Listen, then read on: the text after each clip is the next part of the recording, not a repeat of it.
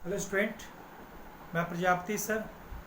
आज हम लोग क्लास 10 सिविक्स के चैप्टर पॉलिटिकल पार्टीज में अगला टॉपिक पढ़ेंगे, how to reform political parties. राजनीतिक दलों को कैसे सुधारा जा सकता है। प्रीवियस क्लासेस में मैंने बताया था कि what are the main challenges of the political parties, के सामने क्या क्या चैलेंजेस है। आज हम लोग बात करेंगे how to reform political parties.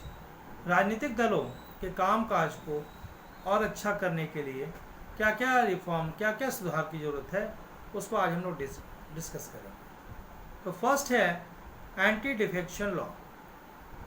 देखिए, ये कॉन्स्टिट्यूशन के द्वारा पारित कर दिया गया है, दल बदल करने से रोकना। जैसे पहले क्या होता था, एमएलए एमपी किसी पार्टी से मान लीजिए जीत के गए, सपोज कांग्रेस पार्टी से जीत के गए एमएलए या एमपी, और जीत के गए, जीतने के बाद से जनता ने उन्हें पार्टी के नाम पर वोट दिया था। उनके इंडिविजुअल उनकी आइडेंटिफिकेशन नहीं है, लेकिन कांग्रेस पार्टी के नाम पर वोट दिया। लेकिन बाद में वो जो एमपी और एमएलए हैं, वो लालचवश किसी दूसरे पार्टी में वो ज्वाइन कर ले गए। तो ऐसी कंडीशन में एक एंटी डिफेक्शन लॉ बना दिया गया कि दल बदल विधेयक कि अगर कोई भी एमएलए या एमपी दूसरे पार्टी में जाता है तो उसके अगेंस्ट में कार्रवाई होगी, और हो सकता है कि उसका जो सदस्यता है, लोकसभा की सदस्यता या विधानसभा की सदस्यता, वो क्या हो जाएगी, समाप्त हो जाएगी। फिर आता है कि सर, दल बदल कानून में आज भी तो बहुत सुनने का आता है कि एक पार्टी चुनाव जीत के जाती फिर दूसरे पार्टी में मिल जाती है, तो कहाँ उसकी सदस्यता समाप्त होती है। तो ये रिटेल अगर एक दो अगर एमएलए एमपी एक दूसरे पार्टी में जाते हैं, तब तो कानून के अनुसार उसके ऊपर कार्रवाई की जाएगी। लेकिन मास लेवल पर चले जाते हैं, अगर मान लीजिए किसी कंस्टिट्यूएंसी में टोटल सीट 50 है, उसमें से मान लीजिए 30 एमएलए सेटिस्फाई नहीं है किसी पार्टी से, और वो पार्टी छोड़ के दूसरे पार्टी में चले गए, तो उस पर वो कानून लागू नहीं होगा, क्योंकि एक मास स्केल पर पार्टी से लोग सेटिस्फाई नहीं है, एमएलए व एमपी। ओके, तो अब लेकिन तब क्या हुआ कि इसमें अगर कोई एक या दो लोग पार्टी चेंज करके या नेता अपनी पार्टी को छोड़ के दूसरे पार्टी में जाना चाहते हैं, तो इस पर ये कार्रवाई की जाती है। ये हो गया एंटी डिफेक्शन लॉ, दल बदल विधेयक करने से रोकना। ओके, सेकंड क्या आता है टॉपिक, एफिडेविट। एफिडेविट मीन्स क्या होता है, शपथ पत्र।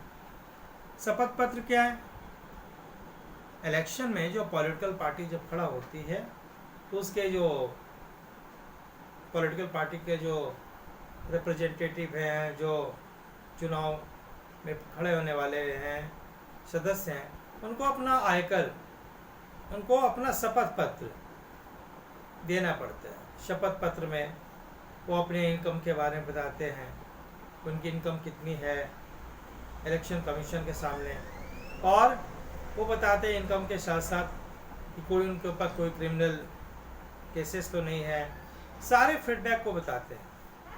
और ये एक शपथ देते हैं कि मेरे पास प्रॉपर्टी इतनी है, मेरे पास कोई क्रिमिनल केस है तो इतने हैं या नहीं है, सारे जो रिपोर्ट है शपथ पत्र में, घोषणा पत्र में वो देती है चुनाव आयोग को, ताकि अगर बाद में अगर कोई भी चीज़ गलत पाया जाए तो उनके ऊपर कार्रवाई की जा सकती है।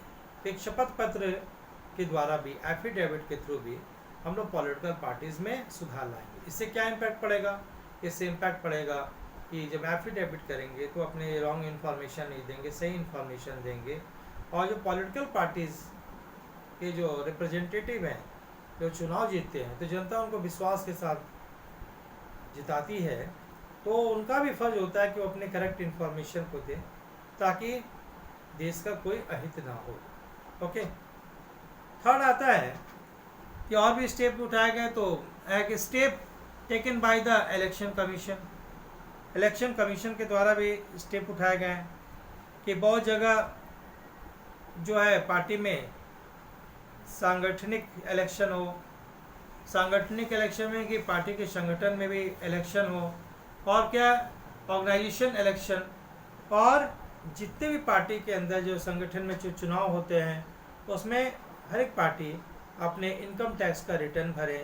जब पार्टी अपने इनकम का रिटर्न भरेगी तो उससे भी राजनीतिक दलों में जो गलतियां आ रही हैं उसको रिफॉर्म, उसको सुधारा जा सकता है। ओके, फिर आता है कि लॉ बनाया जाए, कानून बना दिया जाए कि पॉलिटिकल पार्टी के अंदर इंटरनल डेमोक्रेसी भी वो ठीक से काम करे। पार्टी के अंदर सारे जितने मेंबर हैं उनके लिस्ट होने चाहिए और वो भी अपना इनकम टैक्स रिटर्न भरे। पार्टी के अंदर भी चुनाव हो और पार्टी अपने सारे जितने भी मेंबर हैं उसका ब्यौरा दे। तो ये अगर कानून बना के भी हम लोग राजनीतिक दलों को सुधार सकते हैं। फिर आता है वीमेंस के लिए सीट रिजर्व किया जाए। पॉलिटिकल पार्टी को इम्प्रूव करने में एक और इम्पॉर्टेंट रोल है कि और महिलाओं को भी 1/3 सीट दी जाए, उनको टिकट दी जाए ताकि महिलाओं की भी जो कंडीशन क्या हो, अच्छी हो। आज पार्टी में क्या होता है, महिलाओं की स्थिति बहुत ही ख़राब होती है क्योंकि उनको सीट्स कम मिल पाती है। इसलिए लॉ बना के कम से कम 1/3 सीट्स रिजर्व कर दिया जाए ताकि उसमें महिलाएं चुनाव में जीत के आएंगी। जब महिलाएं चुनाव में जीत के आएंगी तो महिलाओं की जो कंडीशन जो समाज में ख़राब हो रही है उस पर वो ध्यान देंगी और उस पर भी कानून बनाए जा सकेंगे। ओके, और पॉलिटिकल पार्टी को इम्प्रूव करने के लिए चुनाव का जो एक्सपेंस है, चुनाव का जो खर्च है वो गवर्नमेंट उठाए, सरकार उठाए। आप देखते हो कि चुनाव में बहुत ही पॉलिटिकल पार्टी बहुत पैसे खर्च करती है। इसके लिए बड़े बड़े उद्योगपतियों से चंदा लेती हैं। तो इसके कारण होता क्या है कि जब वो चुनाव जीत के आते हैं, चुनाव में जब जीत के आते हैं, जब उनकी सरकार बनती है तो उनका कहीं ना कहीं झुकाव उन उद्योगपतियों, उन बिजनेसमैन के पास होता है जो उन्होंने पैसे दिए हैं उनको इलेक्शन में। इसलिए अगर सरकार खर्च उठाएगी तो क्या होगा, एक तो पैसे का मिसयूज भी नहीं होगा। सेकंड है कि जो पार्टी जो है पैसे का मिसयूज जो है मनी मसल्स पावर के रूप में दुरुपयोग करती है, गलत ढंग से हथकंडे अपना के चुनाव जीत जाती है, वो नहीं हो पाएगा। तो सरकार कम से कम क्या करे, ये चुनाव का खर्च उठाए according to strength, political party की जो स्ट्रेंथ है उसके हिसाब से उसको पैसे दे ताकि वो चुनाव लड़ें और चुनाव लड़के वो फिर इलेक्शन में जीते। तो अगर गवर्नमेंट फंडिंग करेगी तो क्या होगा, सोसाइटी में जो करप्शन हो रहा है, जो एक पार्टी पैसे के द्वारा चुनाव जीत जा रही है, बहुत सारे ऐसे भी क्रिमिनल लीडर्स आ जाते हैं जो पैसे के बल पर जीतते हैं, उनका रोक होगा। पॉलिटिकल पार्टी में रिफॉर्म का एक ये भी बहुत ही अच्छा तरीका है। इसके बाद तो आज हम लोग बात किए पॉलिटिकल पार्टी को कैसे रिफॉर्म करेंगे। ओके, एक और हम लोग नेशनल पार्टीज के बारे में आज बात करते हैं। Bahujan Samajwadi party, Bahujan Samaj party. देखिए, बहुजन समाजवादी पार्टी एक राष्ट्रीय पार्टी है। इसका जो नेतृत्व है स्वर्गीय काशीराम ने 1984 में इस पार्टी का ऑर्गेनाइजेशन किया, गठन किया। ये जो पार्टी है आदिवासी जो और SC ST और माइनॉरिटीज़ इसमें शामिल है।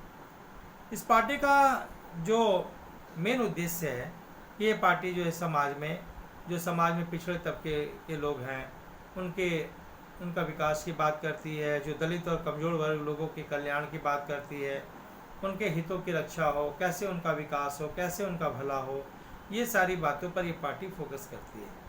ये पार्टी जो है मेनली यूपी में, मध्य प्रदेश में, छत्तीसगढ़ में, उत्तराखंड, दिल्ली और पंजाब में ये पार्टी समय समय पर ताकतवर रही है।